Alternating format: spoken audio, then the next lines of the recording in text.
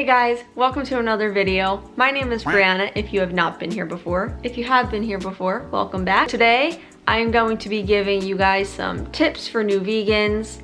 So I myself have been vegan for 7 years, and I know with the new year, people make New Year's resolutions, whether it's to follow a vegan lifestyle or just follow a plant-based diet. And I hope this video will help you guys out. I'm gonna try to keep it as short and sweet as I possibly can. So with that being said, let's just get right into it. So as you can see over there, I'm editing. I know this is the intro, but I just wanted to go ahead and add this in really quick. This video is not meant to be preachy in any way. It's just meant to help out people who want to go vegan. My whole thing with veganism is to show that it's convenient, it's easy, and you don't have to make elaborate meals to be a vegan. I want to help people who are transitioning into veganism. So even if you're not vegan, you can still enjoy this video if you're looking to incorporate more plant-based foods into your diet, which is a win all around because it's better for your health. And I just want everyone to be happy, be healthy, and that's it. So I just wanted to pop in and say that real quick. So I created a little list. I am gonna put some timestamps in the description. So if you're just looking for a specific part in the video, you can go ahead, scroll down right now and click on that just to get the information that you're looking for. So the first thing is that veganism is a lifestyle. It's not just a diet. There are ingredients in food that you have to avoid, and there are also animal-based products such as leather and suede to avoid. I will go ahead and put a list of the materials to avoid right here, right now. And now that you are done reading that, I will go ahead and put a list of some of the ingredients that are not typically thought of to avoid over here. Yeah, so with that being said, veganism goes much further than just what you put into your body. It also applies to what you wear and what you purchase. There is different opinions on buying it secondhand because you're not directly supporting the company that is producing these products. So that's all up to you. I myself would not keep it just because I'm uncomfortable with the fact that I would be wearing suede or wearing leather. When I went vegan, I did donate all of my clothing that contained animal products. But if you would like to keep yours, there's no point in just wasting it. But yeah, there's always the option to donate it. Moving on. As for the ingredients to avoid on a nutrition label, one of the first things I do when I pick up a new product is I immediately go down to, I'll put a picture right here. I go down to the allergen warning. If it says contains milk or contains egg, then I automatically know to just put the product back on the shelf. If non-vegan ingredients are not listed in the allergen label, you could go ahead and read through the label. And there are sneaky ingredients out there which were listed previously. So things like casein, which comes from milk, gelatin, which is ground animal bones and hooves and pretty much anything that's left over from the animal. L-cysteine, which is typically used as a dough conditioner. It's not always made of animal products, but when it is, it's made of duck feathers. So yeah, just one more quick, if you didn't read the list before, confectioner's glaze. It's on a lot of candies. It actually comes from a beetle. Moving on from that, a lot of the foods that you already enjoy could be accidentally vegan. PETA actually has a list of a whole bunch of different snacks and everything that are vegan. So I will go ahead and I'll put a little screen recording right here if you want to take a look at that. Or if you want to take a more in-depth look at the list, I will put the link to the whole list that they provided in the description below. So feel free to click on that, check it out. There's a lot of stuff on there. So being vegan is not the end of the world. You might even get to still eat your favorite snack.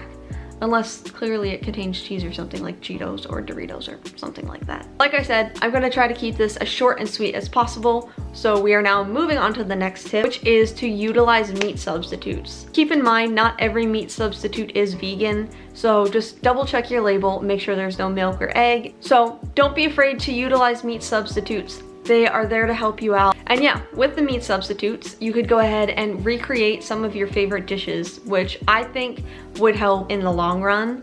I went vegan overnight, which I know not everyone can do, but I ended up recreating a lot of my favorites, which put me on the path to succeeding, which was 7 years ago at this point. There were not as many vegan options back then, so I had to get creative, but now it is easier than ever to just go to the store and pick up something vegan and just throw it into your meals. Some of the things that I recreated when I first went vegan were just like grilled cheeses. I made mac and cheese with this teas cheese that was popular at the time, with Upton's bacon. I made a whole bunch of different pasta dishes, and I had a big sweet tooth, so I made a lot of vegan desserts. I made like cookies and brownies, and there's these vegan cinnamon rolls that are to die for. I actually just had them the other day and I forgot how good they are. Another thing that I started making more recently, which I did not have when I was younger, but I kept seeing things for it and it looks so good, and I love chickpeas.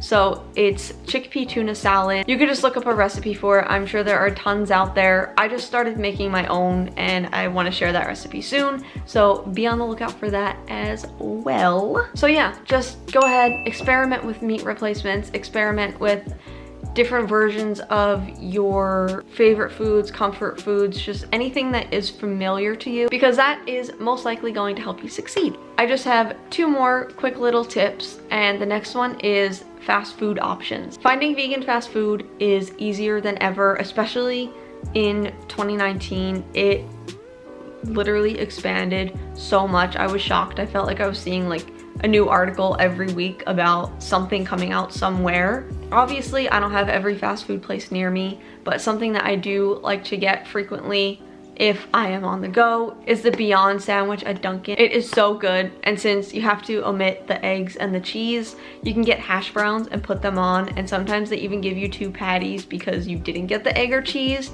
So I get 2 sandwiches out of it, and it's just such a good deal, and it's so good. If you are in Canada, or if you have a Tim Hortons near you, they also have the Beyond sandwich, and I'm pretty sure they have a Beyond burger too. So good. That's where I tried it first and I was hooked, and then I was so glad when they came out with it at Dunkin'. Subway also has a lot of stuff that you can customize. A lot of their breads are vegan. Chipotle is another really easy one. Panera even lists what is vegan on their website. I like to get the Mediterranean veggie on sourdough with no cheese, and then I get the side salad if I don't get the whole sandwich. And it's also good if you're going out with non-vegans, because then everyone can get something and you can still feel included, and show everyone that veganism is not hard and it's not what it used to be. And then another thing that I use all the time when I go out, especially in areas that I am unfamiliar with, is Happy Cow. You can check out their website or download the app, but you do have to pay for the app. The website is free. You just type in your location and you can filter what you're looking for, whether you're just looking for vegan options, if you're looking for a store, or if you're looking for a fully dedicated vegan restaurant. They give you all of those options to choose from as a filter, and it'll just list everything. It's kind of like Yelp, but for meatless food, and it's really convenient. It helps a lot, especially if you're traveling,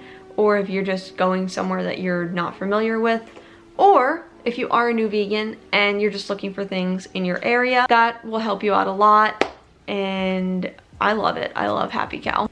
So the last thing I have for you guys is just please make sure you're eating enough.